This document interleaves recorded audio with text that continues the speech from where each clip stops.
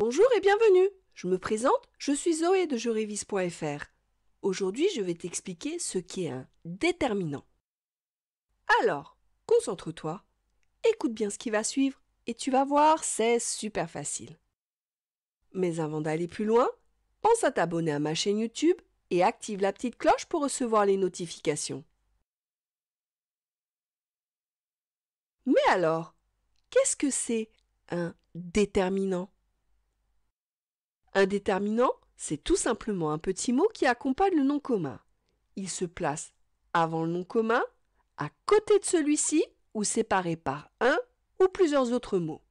Le plus souvent, il est constitué d'un seul mot, mais il arrive parfois que le déterminant soit constitué de deux mots.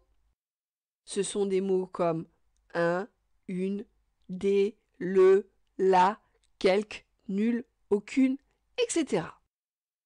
Le déterminant s'accorde en genre et en nombre avec le nom commun, c'est-à-dire qu'il a généralement le même genre, masculin ou féminin, et le même nombre, singulier ou pluriel, que le nom qui l'accompagne.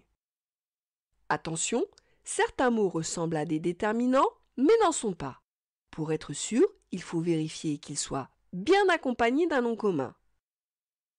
Pour t'aider à mieux reconnaître un déterminant, voici quelques exemples. Pour commencer, prenons la suite de mots les chiens et recherchons ensemble le déterminant. Nous savons qu'un déterminant accompagne un nom commun. Ici, le nom commun est le mot chien. Nous savons aussi que le déterminant est placé devant le nom et qu'il s'accorde en genre et en nombre avec celui-ci.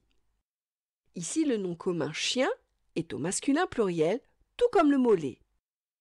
Lait est donc bel et bien un déterminant. Enchaînons avec la phrase « N'oubliez pas vos sacs ». Le mot « vos » est placé devant le nom commun sac et il est au masculin pluriel, tout comme le mot sac. Vos est donc un déterminant. Poursuivons avec la suite de mots, une petite coccinelle. Ici, le nom commun est le mot coccinelle. Nous avons vu que le déterminant est placé devant le nom commun, mais ici, il y a le mot petite qui est placé entre les mots une et coccinelle. Nous savons que le déterminant s'accorde en genre et en nombre avec le nom commun. Ici, le nom coccinelle est au féminin singulier, tout comme le mot une. Une est donc un déterminant séparé par l'adjectif petite. Continuons avec la phrase « Veux-tu de la confiture ?» Ici, le nom commun est le mot confiture qui est au féminin singulier.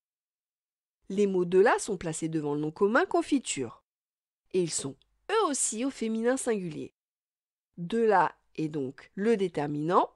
Et oui, il arrive parfois qu'un déterminant soit constitué de deux mots.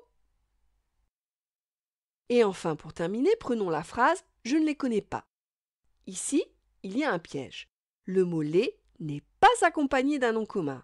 Ce n'est donc pas un déterminant.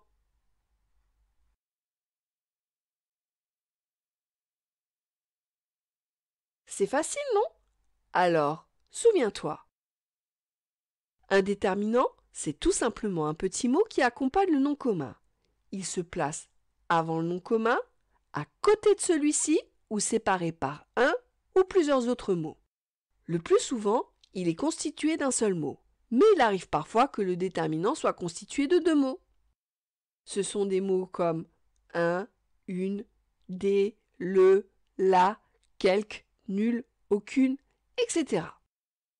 Le déterminant s'accorde en genre et en nombre avec le nom commun, c'est-à-dire qu'il a généralement le même genre, masculin ou féminin, et le même nombre, singulier ou pluriel, que le nom qui l'accompagne.